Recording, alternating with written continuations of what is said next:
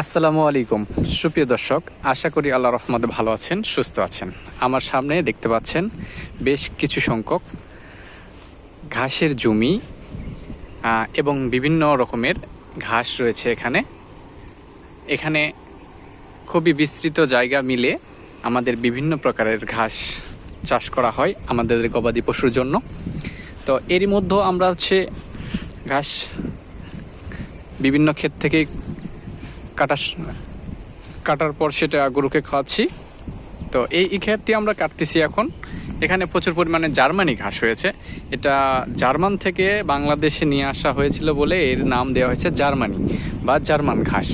তো এই ঘাসটা নিচু জমিতেই ভালো উৎপাদন হয়, অর্থাৎ যে জমিতে পানি আবদ্ধ থাকে সেই জমিতে ধানের চারা রোপণের মতো করে এর যে কোনো 2 থেকে 3টি কাটি রোপণ করলেই এই ঘাসটি আমরা নিয়মিতভাবে উৎপাদন করতে পারি। তো এই ঘাসটির চাষ করা খুবই সহজ এবং মানে পরিত্যক্ত জমিগুলোতেই বেশি ভালো হয়ে থাকে, যেখানে পানি আবদ্ধ হয়ে থাকে। যেমন এই ক্ষেতগুলোতে আপনার দেখুন পানি আবদ্ধ হয়ে আছে। এরপর আমরা যেটি নিয়ে আলোচনা করবো আজকে, সেটি হচ্ছে আমরা কিছু পাংচুং ঘাস রোপণ করেছি, সেটি আপনাদের দেখাবো। সেটি আমরা এই যে পথির যে জমিগুলো রয়েছে, যেমন এই পুকুর পাড় অথবা যে জায়গাগুলোতে আপনার বেশি একটা সচরাচর আবাদ ফসল হয় না, ঠিক এরকম টাইপের জমিতে আমরা এই পাংচুং ঘাসটা রোপণ করেছি। তো সেই ঘাসটি মোটামুটি এখন ভালোই বোঝা যাচ্ছে যে আমরা ভবিষ্যতে ভালো এখান থেকে ফলাফল বা রেজাল্ট পাবো। এই চারাগুলো লাগানোর বয়স হচ্ছে 3 থেকে 4 দিন বয়স হয়ে গেছে। এটি এখন কুশি অলরেডি ছেড়ে দিয়েছে। তো বেশ কিছু সংখ্যক জায়গাতে আমরা এটি লাগাইছি। দেখুন এই যে আপনারা দেখতে পাচ্ছেন, এটি 3 থেকে 4টি কাটিং দিয়ে লাগানো হয়েছে, কিন্তু আমাদের অতিরিক্ত কাটিং আছে বলে আমরা এত বড় করে রেখেছি।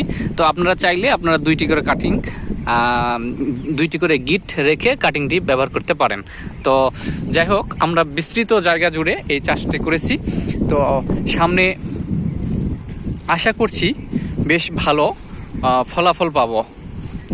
এই জায়গাগুলো আমাদের সম্পূর্ণ অব্যবহৃত জমি, সেখানে আমরা এই ঘাস চাষ করছি আমাদের গবাদি পশুর জন্য। তো এখান থেকে ঘাস পাবো ইনশাল্লাহ। আমরা সম্পূর্ণভাবে আশা ব্যক্ত করছি যে এখান থেকে ঘাস পাওয়া যাবে, বিধায় এখানে আমরা পরিশ্রম করছি। তো এই ঘাসগুলো বর্ষা মৌসুম এখন, তো সেই কারণে আমরা এই সময়টাকে বেছে নিয়েছি যে এই সময় যদি আমরা এই কাটিংটি রোপণ করতে পারি তাহলে অবশ্যই আমরা ঘাস আশা করতে পারবো ইনশাল্লাহ। তো অনেক জায়গা পুকুর পাড় অথবা যে উঁচু জমির আইলের সাইড দিয়ে আমরা এই ঘাসটা রোপণ করতে পারবো। আর এই ঘাসটার উপর রোপণ করার পর আমরা যে ফলাফল পাবো সেটা ক্রমান্বয়ে আপনারা বুঝতে পারবেন। বেশ কিছু সংখ্যকই আমরা এখানে রোপণ করেছি, যেমন আমরা নিচে জার্মানি ঘাসটা রোপণ করেছি।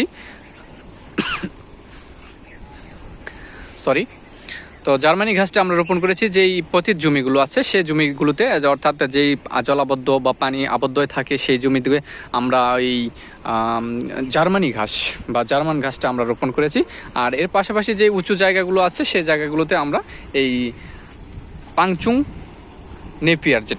নেপিয়ার অথবা স্মার্ট নেপিয়ার বা স্মার্ট জারা, এইসব ধরনের গাছগুলো আমরা এই উঁচু জমিতে আমরা লাগাই থাকি। তারপরে হচ্ছে গতিমালা আছে, এইরকম ধরনের বিভিন্ন রেড পাংচং অনেক ধরনের জাত আছে যেগুলো আপনারা সচরাচর ব্যবহার করে থাকেন। সেই ঘাসগুলো আমরা উঁচু জমিতে লাগাতে পারবো, আপনারাও লাগাতে পারবেন ইনশাল্লাহ। তো সেখান থেকে আশা করি মোটামুটি ভালো ফলাফল পাবেন। আর এই যে দেখুন আমাদের বিস্তৃত এলাকা, এই এলাকাতে আমরা বিশেষ করে জার্মানি ঘাস নিচু জমিতে রোপণ করেছি এবং সামনে কিছু দেখতে পাচ্ছেন রেড পাংচং, ওই পাড় দিয়ে লাগানো হয়েছে। তো বেশ ভালো ফলাফল পাচ্ছি আমাদের গবাদি পশুর জন্য।